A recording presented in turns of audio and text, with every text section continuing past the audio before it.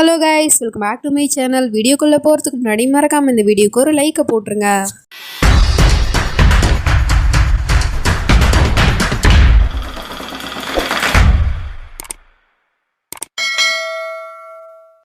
Last பார்ட்டில் நம்ம ஹீரோயினோட அப்பாவை கடத்தி வச்சுக்கிட்டு நீ உன்னோட புருஷனுக்கு டைவர்ஸ் கொடுத்தா அதான் நான் உன்னோட அப்பாவை உயிரோட விடுவேன் அப்படிங்கிற மாதிரி பிளாக்மெயில் பண்ணியிருக்கோம். ஸோ இதனால நம்ம ஹீரோயின் என்ன பண்ணுறதுன்னு தெரியாமல் முழிச்சுக்கிட்டே இருக்கா. நான் சைன் பண்ண மாட்டேன்னு சொல்கிறா. அப்போ உன்னோட அப்பா உனக்கு கிடைக்க மாட்டாரு அப்படின்னு சொல்லிட்டு அவரை கொண்டுடுவேன்னு பிளாக்மெயில் பண்ணிட்டு இருக்கு. இப்போ அவளுக்கு ரெண்டு ஆப்ஷன் தான் இருக்குது. ஒன்று அப்பாவோட உயிரை காப்பாற்றுறது, அதுக்காக புருஷனை விட்டு நிரந்தரமாக பிரிகிறது. எதை தேர்ந்தெடுக்கிறதுன்னு தெரியாமல் முழிச்சிட்டு அதுக்கப்புறமா ஒரு முடிவு எடுத்துடுறா. புருஷனை டைவர்ஸ் பண்ணுற முடிவை தான் எடுத்துடுறா.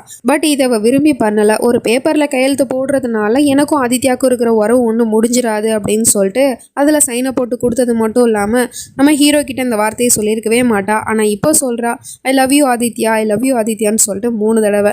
ஸோ இதெல்லாம் அந்த பொம்பளையுமே தூரத்துலேருந்து பார்த்துட்டு தான் இருக்குது. சைனை போட்டல, இதுக்கப்புறம் உனக்கும் புருஷனுக்கு எந்த ஒரு உறவும் கிடையாது, உன்னோட அப்பனையும் நான் வந்து விட்டுடுறேன், இங்கேருந்து கிளம்பு அப்படின்னு சொன்னால் அவன் நேராக அந்த பேப்பரை எடுத்துகிட்டு போயிட்டு நெருப்பில் போட்டு எரிக்கிறதுக்கு போயிட்டு இருக்கா. இதை அந்த பொம்பளையும் பார்த்துட்டு என்ன பண்ணுற நீன்னு கேட்குது. நான் இந்த பேப்பரை இப்போவே எரிக்க போகிறேன், ஏன்னா என்னோட அப்பாவை நான் இன்னுமே பார்க்கல, அவர் என் கண்ணு முன்னாடி வந்தால் தான் இந்த பேப்பரே உனக்கு கிடைக்கும் அப்படிங்கிற மாதிரி சொல்லிட்டு 1 2 3 எண்ண ஆரம்பிச்சிடறா. நான் 1லேருந்து 10 வரைக்கும் எண்ணுவேன், அதுக்குள்ளே என் அப்பா என் கண்ணு முன்னாடி வந்து நிற்கணும், இல்லைனா இந்த பேப்பரை நான் கொளுத்தி விட்டுருவேன் அப்படின்னு சொல்லிட்டு மிரட்டிக்கிட்டே இவளும் 1லேருந்து 10 வரைக்கும் எண்ணிக்கிட்டே இருக்கா. கடைசியாக 10 எண்ணி முடிச்சதுக்கப்புறம் அந்த பேப்பரை கொளுத்த போகும்போது ஒரு நிமிஷம் இரு அப்படின்னு சொல்லிட்டு அந்த பொம்பளை ஸ்டாப் பண்ணுது. இங்கே பாரு, உனக்கு உன்னோட அப்பன் தானே வேணும், அவன் அந்த ராவண சிலைக்கு பின்னாடி தான் இருக்கான், போய் பாரு அப்படின்னு சொன்னது. இவள் அந்த பேப்பரை எரிக்காமல் அதுக்கப்புறம் அப்பாவை தேட ஆரம்பிச்சிடுறா. இவளும் ஒரு இடமா தேடிட்டு இருக்கா. அப்பா கண்ணில் சிக்கின மாதிரி தெரியல. அதே சமயம் நம்ம ஆதித்யாவுமே அதே இடத்துக்கு தான் வந்திருக்கான். ஃபோன் வந்துச்சுல இவனுக்கு, அதனால தான் இங்கே ஓடி வந்திருக்கான். அப்போ நம்ம ஹீரோயின் இங்கே தான் இருக்கா அப்படின்னு யாரோ இன்ஃபார்ம் பண்ணியிருக்காங்க. அதனால இவன் ஒரு பக்கம் பொண்டாட்டியை தேட, அவள் ஒரு பக்கம் அப்பனை தேடன்னு சொல்லிட்டு மாறி மாறி 2 பேர் தேடிட்டு இருக்காங்க. கடைசியாக எங்கே தேடியும் அப்பா கிடைக்கல அப்படிங்குமே அங்கே எரிக்கிறதுக்கு ரெடியாக இருக்குது ராவண சிலை. அந்த சிலைக்கிட்டே போய் தேடிட்டு இருக்கா. அங்கே இருக்கிறவங்கலாம் இன்னும் கொஞ்சம் நேரத்தில் அந்த சிலை எரிஞ்சிரும் இல்லையா. ஸோ அதனால வாம என்னமா பண்ணுற அப்படின்னு சொல்லிட்டு இழுத்துட்டு போயிட்டு வெளியே தள்ளி விட்டுறாங்க. இவளும் கீழே விழ போகிறா. டக்குன்னு யாரோ தாங்கி பிடிக்கிறாங்க. இவ உடனே ஆதித்யான்னு நினச்சிக்கிட்டு, ஆதித்யா நீங்கள் வந்துட்டீங்களா அப்படின்னு சொல்லிட்டு பார்க்குறா. பார்த்தவளுக்கு பயங்கரமான ஷாக்கு. ஏன்னா வந்திருக்கிறது ஆதித்யா இல்லை, இவளோட பழைய எதிரியான போலீஸ் தான் வந்திருக்கான். இவன் பேர் ராஜ்வீர். இவன் வந்து நம்ம ஹீரோயினிக்கு மட்டும் இல்லை, ஹீரோவுக்குமே எதிரி தான். நம்ம ஹீரோயினி 2 பேரையுமே அவங்களோட பார்ட்னர் செத்து போன கொலை கேஸில் மாட்டி விடணும்னு சொல்லிட்டு ரொம்ப முயற்சி பண்ணா. பட் அது அவனால் முடியல. இப்போ எதுக்காக இவன் திரும்ப வந்திருக்கான்னு தெரியல. நீ இங்கே என்ன பண்ணுறன்னு கேட்டால், போது நிறுத்து சோயானோட ட்ராமாவை, நீ மற்றவங்க முன்னாடி ட்ராமா போடலாம், ஆனால் ஏன் முன்னாடி இல்லை, நீ ஆதித்யாவை கல்யாணம் பண்ணிக்கிட்டதே அவனை பழி வாங்குறதுக்காக தானே அப்படின்னு கேட்குறான். என்ன சொல்கிற நீ, என்ன பழி, நான் எதுக்காக அவரை பழி வாங்கணும் அப்படின்னு கேட்டால், ஆமாம் உனக்கு சந்தேகம் இருக்குது, ஆதித்யா குடும்பத்தில் இருக்கிறவங்கள தான் உன்னோட புருஷனை கொண்டாங்க அப்படிங்கிற சந்தேகம், அதுக்காக தான் நீ ஆதித்யாவை பழி வாங்குறதுக்காக அவனை நீ கல்யாணம் பண்ணிக்கிட்ட அப்படிங்கிற மாதிரி சொல்லிட்டு இருக்கான். நம்ம ஹீரோயினுக்கு ஒன்றுமே புரியல. போது நிறுத்து, அப்போ நீ தான் என்னோட அப்பாவை கிட்னாப் பண்ணி வச்சிருக்கியான்னு கேட்குறா. இங்கே பாரு, தேவையில்லாமல் ட்ராமா போடாத, இங்கே நீயும் நானும் மட்டும்தான் இருக்கும், அப்புறம் எதுக்காக இப்படி ட்ராமா போட்டுட்டு இருக்கா, உன் அப்பா நான் எதுக்காக கடத்த போகிறேன் அப்படிங்கிற மாதிரி சொல்லிட்டு பேசிட்டு இருக்கும் போதே பார்த்தா அப்போ கரெக்டாக நம்ம ஹீரோ அங்கே வந்துடுறான். அவன் வந்து நீ எதுக்கடா இங்கே திரும்ப வந்தேன்னு கேட்டால், நான் உனக்கு ஹெல்ப் பண்ணுறதுக்காக தான் வந்து ஆதித்யா, இவன் உன்னை ஏமாத்துறான்னு சொல்லிட்டு இருக்கான். நம்ம ஹீரோயினுமே ஆதித்யா கிட்ட எல்லாத்தையும் எக்ஸ்பிளைன் பண்ண போறா. இங்கே பாருங்க ஆதித்யா, இவன் ஏதோ உளறிட்டு இருக்கான், நான் உண்மையிலே இங்கே வந்ததுக்கான காரணம் என்னோட அப்பாவை யாரோ கடத்திட்டாங்க, அது இவன் தான் போல, இவன் தான் என்னோட அப்பாவை கடத்தி வச்சுட்டு பிளாக்மெயில் பண்ணிட்டு இருக்கான், எனக்கு ஆரம்பத்தில் இவன் தானே தெரியாது, கல்யாணம் பண்ண நாள்லேருந்து இதுதான் நடக்குது, என்ன யாரோ மெசேஜில் பிளாக்மெயில் பண்ணிட்டே இருந்தாங்க, அவங்க சொன்னாங்க ஏஷ் சத்தத்துக்கு உங்களோட பங்கும் இருக்குன்னு சொல்லிட்டு. பட் அப்பவும் நான் அதை நம்பலை. இந்த விஷயத்தை எப்படியாவது நான் உங்ககிட்ட சொல்லலான்னு தான் நினச்சிட்டு இருந்தேன். அதுக்குள்ளே இவன் அப்பாவை கிட்னாப் பண்ணி வச்சுட்டு என்ன பிளாக்மெயில் பண்ணுறான் அப்படின்னு சொன்னா. நானா பிளாக்மெயில் பண்ணுறேன், சரி ஓகே, உனக்கு மெசேஜஸ் வந்துச்சுல, அந்த ஃபோனை காட்டு அப்படின்னு சொன்னால் ஃபோனை நம்ம ஹீரோயின் எங்கேயோ தொலைச்சிட்டா போல, அதனால ஃபோன் என்கிட்ட இல்லை ஆதித்யா, நான் எங்கேயோ மிஸ் பண்ணிட்டேன் அப்படின்னு சொல்கிறா. பாத்தியா, அவள் போய் தான் சொல்லிட்டு இருக்கா. அப்புறம் அப்பனை கடத்திட்டாங்கன்னு சொன்னால, அது கூட போய் தான், நீ வேணா இப்போ போய் கால் பண்ணி கேள அப்படின்னு சொன்னதும் இவனும் உடனே கால் பண்ணுறான் அப்பாவுக்கு. ஃபர்ஸ்ட் அவர் எடுக்கல, அதுக்கப்புறமா கால் பண்ணால் அவர் எடுக்கிறாரு. நம்ம ஹீரோயினி தான் பேசுகிறா. அப்பா நீங்கள் நல்லா இருக்கீங்களான்னு கேட்டால், அப்பாவா, நீ தான் என் பொண்ணே இல்லைன்னு சொல்லிட்டேன்ல, அப்புறம் எதுக்காக எனக்கு கால் பண்ணுற அப்படின்னு திட்டிட்டு அவர் ஃபோனை வச்சிடுறாரு. நம்ம ஹீரோக்கு ஒன்றுமே புரியல.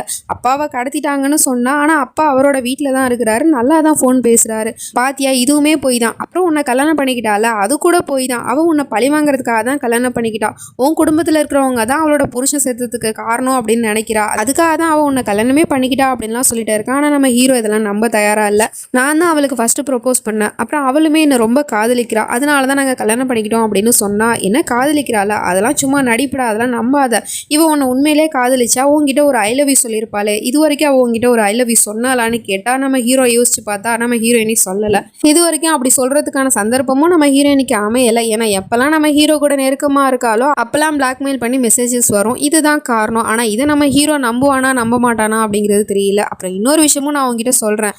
அவள் உண்மையிலே உன்னை காதலிச்சிருந்தானா உனக்கு கல்யாணம் பண்ணி தான் ஒரு 5-6 நாள் இருக்குமா, அந்த 5-6 நாளில் அவங்க 2 பேருக்கு நடுவில் ஏதாவது ஒன்று நடந்துச்சான்னு கேட்டால் அதுக்குமே நம்ம ஹீரோ யோசிச்சு பார்க்குறான். நம்ம ஹீரோயின் கிட்ட எப்போ போனாலுமே அவள் டக்குன்னு விலகி போயிருப்பா இல்லையா, அதுக்கு காரணம் அந்த மெசேஜஸ் தான். பட் அது இவனுக்கு தெரியாது. அதையுமே யோசிச்சு பார்க்குறான். ஏன்னா இவ உன்னை காதலிக்கல, அதனால தான் உன்னை விட்டு விலகி போயிருக்கா. அப்புறம் இன்னொரு விஷயம் உனக்கு தெரியுமா, இப்போ அவள் கையில் வச்சிருக்கால அந்த பேப்பரை வாங்கி பாரு, உனக்கு எல்லா உண்மையும் புரிஞ்சிடும் அப்படின்னு சொல்கிறான். அது என்ன பேப்பர், அதை என்கிட்ட குடுசையான்னு கேட்டால் இல்லை ஆதித்யா இதை நான் கொடுக்க மாட்டேன், நான் உங்ககிட்ட எல்லாமே தெளிவாக எக்ஸ்பிளைன் பண்ணுறேன் அப்படி இப்படின்னு சொன்னால் அவன் கேட்க மாட்டேங்கிறான். டக்குன்னு அவள் கையில் இருக்கிற பேப்பரை பிடுங்கிடுறான். அதை படித்து பார்த்தவனுக்கு பயங்கரமான ஷாக்கு. ஏன்னா இவளே டைவர்ஸ் பேப்பர் கொடுத்த மாதிரி அதில் சைனுமே போட்டு வச்சிருக்கா. இதை பார்த்துட்டு நம்ம ஹீரோ முழுசாக உடஞ்சி போயிடுறான். உடனே கோவத்தில் அங்கேருந்து போயிடுறான். இவளுக்கு என்ன பண்ணுறது எது பண்ணுறதுன்னு தெரியல. அந்த பயலும் பின்னாடி நின்றுக்கிட்டு அவன் போனால் போகிறான், உனக்கு என்ன ஆளாக கிடைக்காது, ஒருத்தனை விட்டு ஒருத்தனை பிடிக்கிறது உனக்கு கை வந்த கலை தானே, இப்போ நான் உனக்கு இருக்கிறேன் அப்படிங்கிற மாதிரி சொல்லிட்டு கொஞ்சம் தப்பாக பேசிகிட்டு இருக்கான். உடனே நம்ம ஹீரோயினுக்கு கோவம் வந்துடுது. அவன் அப்படியே கண்ணத்தை காட்டி ஓங்கி அறைய போகும்போது டக்குன்னு ஒரு கை தடுக்குது. யாருன்னா அந்த பிளாக்மெயில் பண்ணுற பொம்பளை இப்போ நேராகவே நிற்கிறா. நம்ம ஹீரோயினை எதிர்த்தாப்பில் சந்திக்கிறா. யார் அடிக்க கையை உங்குற, என்னோட பேரனே அடிக்க கையை உங்குறியா அப்படிங்கிற மாதிரி கேட்டுகிட்டே இருக்கு. நம்ம ஹீரோயினுக்கு ஒன்றுமே புரியல. அப்போ இந்த மாதிரி தான் இவனோட பாட்டியா அப்படிங்கிற மாதிரி பார்த்துட்டு இருக்கா. இங்கே பாரு ஜெயா, நாங்கள் ஒன்றும் உன்னோட எதிரி கிடையாது. உன்னோட எதிரி யார் தெரியுமா, அந்த ஹூடா ஃபேமிலியில் இருக்கிறவங்க தான். ஏன்னா அவங்க தான் உன்னோட புருஷனையும் பூஜாவையும் கொன்னது. அந்த உண்மையை உங்ககிட்ட வெளிச்சம் போட்டு காட்டுறதுக்காக தான் நாங்கள் இப்படிலாம் பண்ணோம், நாங்கள் உனக்கு ஹெல்ப் தான் பண்ணுறோம் அப்படின்னு சொன்னால் நம்ம ஹீரோயினால் இதெல்லாம் நம்பவே முடியல. இல்லை நீங்கள் பொய் சொல்கிறீங்க, என் குடும்பத்தில் இருக்கிறவங்க அப்படி ஒரு காரியத்தை பண்ணியிருக்கவே மாட்டாங்க அப்படின்னு அடித்து சொல்கிறா. அப்படியா, உண்மை எது பொய் எதுன்னு அவங்ககிட்டே போய் கேட்டு தெரிஞ்சுக்கோயேன் அப்படின்னு சொன்னதும் நம்ம ஹீரோயினி கோவத்தோட அங்கேருந்து போயிடுறா. நம்ம ஹீரோவும் வீட்டில் நடந்த எல்லா விஷயத்தையும் சொல்லிடுறான். அந்த ராஜ்வீர் சொன்ன விஷயம், அப்புறம் நம்ம ஹீரோயினி இவனுக்கு டைவர்ஸ் கொடுத்த விஷயம் அப்படின்னு சொல்லிட்டு. ஸோ இதெல்லாம் கேட்ட அப்பாவோ என்னதான் அவளுக்கு பிரச்சனை, எதுக்காக ஜோயா அப்படி பண்ணிட்டு இருக்கான்னு கேட்டா அவள் என்ன கல்யாணம் பண்ணிக்கிட்டதே ஒரு ட்ராமான்னு சொல்லிட்டு இருக்கான் அந்த ராஜ்வீர். அது மட்டும் இல்லாமல் அவள் என்ன பழி வாங்குறதுக்காக தான் கல்யாணமே பண்ணிக்கிட்டாலாம் அப்படிங்கிற மாதிரி சொல்லிட்டு இருக்கான். எதுக்காக ஒன்று அவள் பழி வாங்கணும்னு கேட்டா பூஜா செத்து போனாங்கல்ல, அதுக்கு காரணம் நம்ம குடும்பத்தில் இருக்கிறவங்க தான் அவள் சந்தேகப்படுறா, அதுக்காக தான் அவள் இந்த கல்யாணமே பண்ணிக்கிட்டாலாம் அப்படிங்கிற மாதிரி சொன்னதுமே அம்மாவோட மூஞ்சும் மாறுது, அப்பாவோட மூஞ்சும் மாறுது. ஸோ இந்த மாதிரி ஒரு சந்தேகம் அவள் மனசில் இருக்குங்கும் போது அவள் கண்டிப்பாக போலீஸ்க்கு போவா. அவள் போலீஸ்க்கு போகிறதுக்கு முன்னாடி நம்மளே போலீஸ்க்கு போயிடுவோம் அப்படின்னு சொல்லிட்டு இவங்க கால் பண்ண போனால் அதுக்குள்ளே அம்மா அங்கேருந்து ஓடி போயிடுறாங்க. இல்லை போலீஸ்க்கெலாம் யாரும் கால் பண்ணக்கூடாது அப்படின்னு சொல்லிட்டு எங்கே ஓடி போகிறாங்கன்னு பார்த்தா கையில் ஒரு மண்ணெண்ணெய் எடுத்து வச்சுக்கிட்டு யாரும் போலீஸ்க்கு போகக்கூடாது, நானே செத்து போயிடுறேன் அப்படின்னு சொல்லிட்டு மண்ணெண்ணெய் எடுத்து ஊற்றிக்க போகிறாங்க.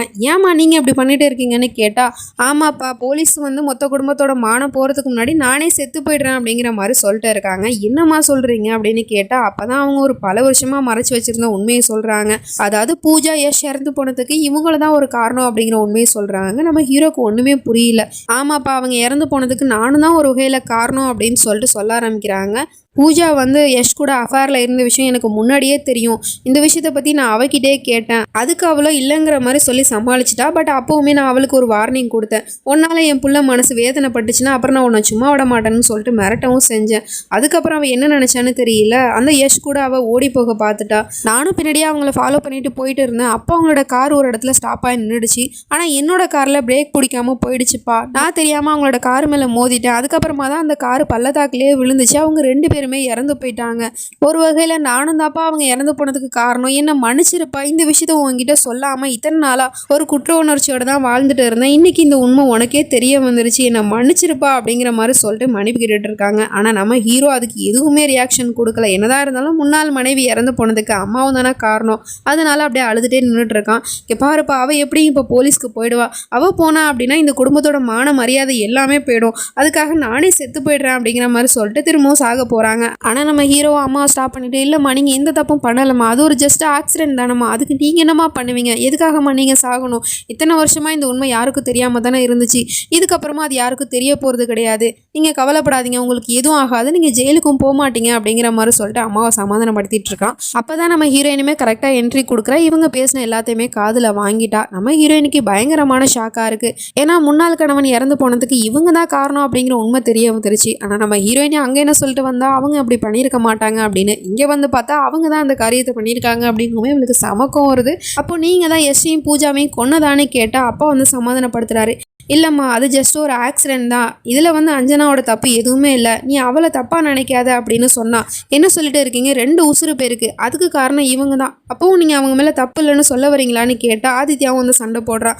ஆமாம், என்னோட அம்மா மேலே என்ன தப்பு இருக்குது, அவங்க தான் சொல்கிறாங்களே இது ஒரு ஆக்சிடென்ட்னு, அவங்க மேலே எந்த தப்பு இல்லை, அவங்க ஒன்றும் வேணும்னே அவங்க 2 பேரும் கொல்லலை அப்படின்னு சொன்னா. இல்லை ஆதித்யா, உண்மையிலே அது ஆக்சிடென்ட்டாக இருந்தால் இவங்க எதுக்காக வாயை திறக்காம இருந்தாங்க, நீங்களே நல்லா யோசிச்சு பாருங்க. பூஜா இறந்து போன கொலை கேஸில் நீங்களும் மாட்டினீங்க, நானும் மாட்டினேன், போலீஸ்லாம் நம்ம மேலே சந்தேகப்பட்டு நம்ம 2 பேரையும் அரெஸ்ட் பண்ணி ஜெயிலில் பிடிச்சி வச்சாங்கல்ல, அது மட்டும் இல்லாமல் இதில் உங்களோட பங்கும் இருக்குது. உங்கள் அம்மா இவ்வளோ பெரிய ஒரு காரியத்தை பண்ணியிருக்காங்க, ஆனால் அதை நீங்களும் என்கிட்ட மறைச்சிட்டிங்கல்ல, இன்றைக்கி அதனால நம்மளோட வாழ்க்கையே மாறி போயிடுச்சு. எந்த குடும்பத்தில் இருக்கிறவங்க என்னோட முன்னாள் கணவனை கொன்னாங்களோ அதே குடும்பத்துக்கு நான் இப்போ மருமகளாக வர வேண்டிய சூழ்நிலை ஆயிடுச்சு. காரணம் இவங்க அந்த உண்மையை மறைச்சதுனால தான். இவங்க பண்ணது உண்மையிலே கொலையா இல்லை ஆக்சிடென்டா அப்படிங்கிறத போலீஸே கண்டுபிடிப்பாங்க அப்படின்னு சொல்லிட்டு போலீஸில் கேஸ் கொடுக்க போகிறேன் அப்படின்னு சொல்லிட்டு அவன் இங்கேருந்து போயிடுறா. நம்ம ஹீரோ தடுத்தாலும் அவன் கேட்க மாட்டேங்கிறா, அவன் இங்கேருந்து போயிடுறா.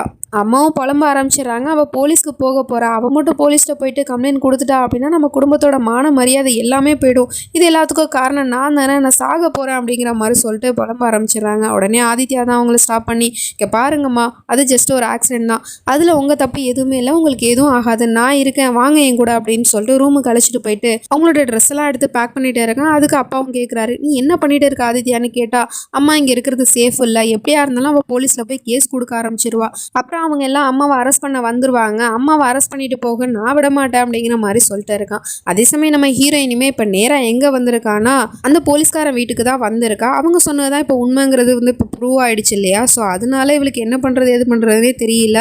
உண்மையிலே உங்களுக்கு எப்படி தெரியும் அவங்க தான் இந்த கொலையில் சம்மந்தப்பட்டிருக்காங்கன்னு உங்களுக்கு எப்படி தெரியும்னு கேட்டால், நாங்கள் என்ன சும்மாவாமா சொல்ல போகிறோம், உண்மையிலே அந்த பொம்பளை தான் சம்மந்தப்பட்டிருக்கா, வேணும்னா இந்த ஃபோட்டோவை பாரு அப்படின்னு சொல்லிட்டு ஃபோட்டோவை காமிக்கிறாங்க. அதில் பார்த்தா மாமியார் தான் காரை ஓட்டிட்டு போய் அவங்கள ஆக்சிடென்ட் பண்ணியிருக்காங்க அப்படிங்கிற விஷயம் தெரிஞ்சு போயிடுச்சு. இது ஒன்று போதும், இந்த ப்ரூஃபை வச்சு அவங்கள ஜெயிலில் தள்ளாமல் விட மாட்டேன் அப்படிங்கிற மாதிரி சொல்லிட்டு நம்ம ஹீரோயினி சபதமே எடுக்க ஆரம்பிச்சிட்டா. நம்ம ஹீரோவும் அம்மாவை கூட்டிக்கிட்டு வீட்டை விட்டே வெளியே போகிறதுக்காக கிளம்புனா எதிர்த்தாப்புல நம்ம ஹீரோயினி வந்து மொத்த போலீஸையும் கூப்பிட்டுட்டு அங்கே வந்துட்டா. பார்த்தீங்களா சார், இவங்க இங்கேருந்து எஸ்கேப் ஆக பார்க்குறாங்க, இவங்க தப்பு பண்ணல அப்படிங்கும் போது எதுக்காக இங்கேருந்து எஸ்கேப் ஆக பார்க்கணும் அப்படின்னு கேட்டால் ஆதித்யா வந்து தடுக்கிறான். இங்கே பாரு சோயா, நீ பண்ணுறது ரொம்ப தப்பு, என் அம்மாவை மட்டும் போலீஸ் ஏதாவது பண்ணாங்க அப்படின்னா நீ என்னோட பொண்டாட்டிங்கிறதே நான் மறந்துடுவேன் அப்படின்னு சொல்லிட்டு இருக்கான். ஆனால் அவங்க அம்மா ஒன்றும் உத்தமே கிடையாது, அவங்க தான் கொலை பண்ணியிருக்காங்க, அதுவும் 2 உசுறு இவங்களால போயிடுச்சு, இங்கே பாரு அதுக்கான ஆதாரத்தை அப்படின்னு சொல்லிட்டு அந்த ஃபோட்டோவை தூக்கி விட்டுறீரா. அது மட்டும் இல்லாமல் இவங்க மட்டும் இல்லை, இந்த குடும்பத்தில் இருக்கவங்க எல்லாருமே தான் தப்பு பண்ணியிருப்பாங்கன்னு எனக்கு இப்போ சந்தேகம் வருது. இன்னைக்கு இவங்க மாட்டிக்கிட்டாங்க, நாளைக்கு இந்த குடும்பத்தில் இருக்கவங்க ஒவ்வொருத்தவங்களும் ஜெயிலுக்கு தான் போகிறீங்க அப்படிங்கிற மாதிரி சொன்னது இவனுக்கு சம கோவங்கிறது. பொண்டாட்டி அப்படியே அடிக்கிறதுக்கு கையை வாங்கிட்டான். அப்பா தான் தடுக்கிறாரு, வேணாப்பா விடு, அவள் என்ன பண்ணணுமோ பண்ணட்டும், நான் தான் ஒரு லாயர் இங்கே இருக்கேன்ல, நான் உன்னோட அம்மாவுக்கு எதுவும் ஆக விட மாட்டேன் அப்படின்னு சொல்லிட்டு இருக்கான். அப்புறம் அந்த போலீஸும் அம்மாவை அரெஸ்ட் பண்ணி கூட்டிகிட்டு போயிட்டு இருக்காங்க. ஆனால் அவங்க கத்திக்கிட்டே போகிறாங்க, நான் எந்த ஒரு தப்பும் பண்ணலை, அது ஒரு ஜஸ்ட் ஆக்சிடென்ட் தான் அப்படி இப்படின்னு சொல்லிட்டு. அதுக்கப்புறம் இவ ரூமுக்குள்ளே போக போனால், நில்லடி, என் அம்மாவே பிடிச்சி ஜெயிலில் போட்டுட்டு நீ இந்த வீட்டில் இருப்பியா, நீ இந்த வீட்டில் இனிமேல் ஒரு நிமிஷம் கூட இருக்கக்கூடாது, வீட்டை விட்டு வெளியே போடி, இனிமேல் உன்னோட முகத்தை கூட பார்க்க விரும்பலை அப்படின்னு சொல்லிட்டு வீட்டை விட்டு வெளியே போக சொல்லிட்டு இருக்கு. ஆனால் நம்ம ஹீரோயினியோ, நான் எதுக்காக இங்கேருந்து போனோம், நான் ஒன்று சும்மா இந்த வீட்டுக்குள்ளே வரல, உங்களை கல்யாணம் பண்ணிக்கிட்டு தான் நான் இங்கே வந்திருக்கேன், அதனால நான் இங்கே தான் இருப்பேன் அப்படின்னு சொல்லிட்டு கெத்தா சொல்லிட்டு அங்கேருந்து போயிட்டு இருக்கா. நம்ம ஹீரோக்கு தான் சம கோவம் வருது. ஜெயிலுக்கு கூட்டிகிட்டு வந்த மாமியார்கிட்ட அவங்க போட்டிருந்த ஜுவல்ஸ் எல்லாம் கழட்டி கொடுக்க சொல்லிட்டு இருக்காங்க. அவங்களுமே ஒன்று ஒன்றா கழட்டி கொடுத்துட்டு இருக்காங்க. கழுத்தில் போட்டிருக்க தாலியும் கழட்டுன்னு சொன்னால், என்ன இதையுமா கழட்டணும் அப்படின்னு கேட்டால், ஆமாம் கழட்டு அப்படின்னு சொன்னதும் அதையுமே அழுதுகிட்டே அவங்க கழட்டி கொடுத்துட்டு மொத்தத்தையும் பிடுங்கி போட்டு உள்ளே உட்கார வச்சிடுறாங்க ஜெயிலில். நம்ம ஹீரோயினுமே ஃபோன் பண்ணி அந்த பாட்டிக்கிட்ட சொல்லிட்டு இருக்கா, எல்லாமே நமக்கு சாதகமாக தான் நடக்குது, அஞ்சனாவை போலீஸ் அரெஸ்ட் பண்ணிட்டாங்க, ஆனால் இன்னொரு ப்ராப்ளம் இருக்குது அப்படின்னு சொல்கிறா. என்னதுன்னு கேட்டால், அவங்களோட புருஷன் ஒரு லாயரு, அதனால அவர் பொண்டாட்டியை வெளியே கொண்டு வரதுக்கு என்ன வேணாலும் பண்ணுவார் அப்படின்னு சொல்லிட்டு இருக்கா.